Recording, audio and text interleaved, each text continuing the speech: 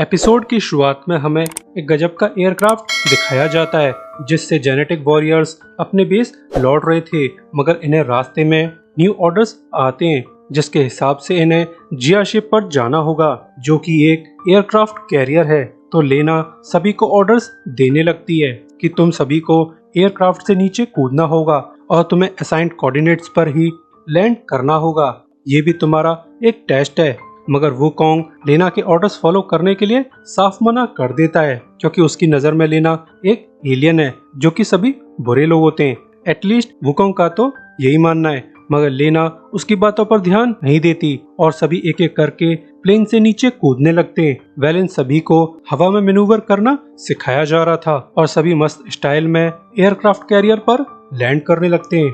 इसके बाद जब ब्लैक ट्रूप्स रीग्रुप होते हैं तो इन्हें बताया जाता है कि अब से ये कैरियर ही उनका न्यू होम है। तो ये सुनकर सभी लोग शिप को एक्सप्लोर करने निकल जाते हैं और इन तीन ढक्कनों का ध्यान तो लड़कियों पर ही रहता है। इसके बाद हमें एक रिसर्च एरिया दिखाया जाता है जहां कमांडर डुकाओ वुकोंग को न्यू गॉड आर्मर देता है जो कि डार्क एलॉय से बना हुआ है और इस आर्मर को देखकर बाकी टीम काफी इम्प्रेस्ड थी।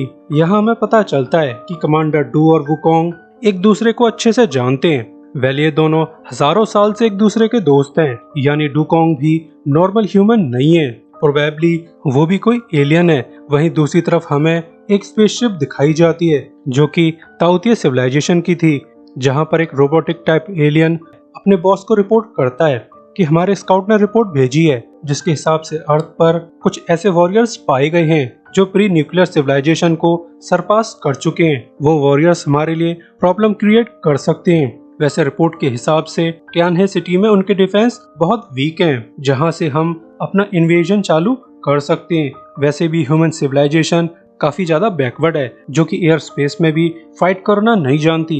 वैसे भी अगर हम सिटी पर हमला कर भी दें तो भी ह्यूमंस डर के मारे हम पर न्यूक्लियर अटैक्स नहीं करेंगे, तो हम बिना फिक्र के ही मारकाट मचा सकते हैं। वहीं दूसरी तरफ एक लियांग स्टार का वॉरियर लेना को रिपोर्ट करता है कि माय गॉडेस ताओतिया की आर्मी सोलर सिस्टम में एंटर कर चुकी है, सो बेटर बी प्रिपेयर्ड। इसके बाद नेक्स्ट डे चालू हो जाता है जहां क्वीनवे सभी को वर्म होल टेक्निक के बारे में बता रही थी कि हम जेनेटिक वॉरियर्स डार्क एनर्जी को यूज करके काफी सारे काम कर सकते हैं और डार्क एनर्जी को सपोर्ट करने के लिए हमें काफी सारी कैलकुलेशंस की जरूरत होती है। मगर ये सभी बातें सभी वॉरियर्स के सिर के ऊपर से जा रही थी और जियाओलन का ध्यान तो क्वीनवे की बैक साइड पर था।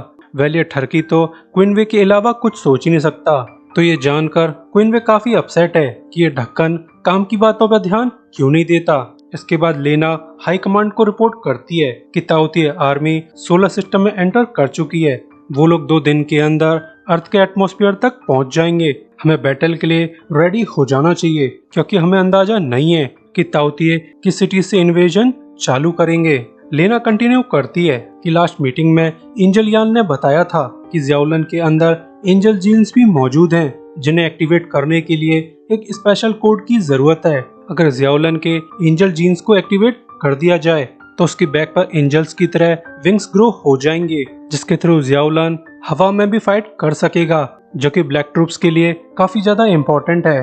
तो डुकाओ पूछता है जियाओलन के जीन्स को एक्टिवेट कैसे कराया जाए, तो लेना सभी को बताने के बजाय क्वीनवे को बताती है कि जियाओलन के विंग्स को एक्टिवेट करने के लिए किसी को जियाओलन को किस करना होगा और ये काम तुमसे बेहतर कौन कर सकता है। तो ये सब सुनकर क्वीनवे काफी ज्यादा शर्मा जाती है। इसी के साथ ये एपिसोड एंड होता है। सभी के लिए good bye, thanks for watching.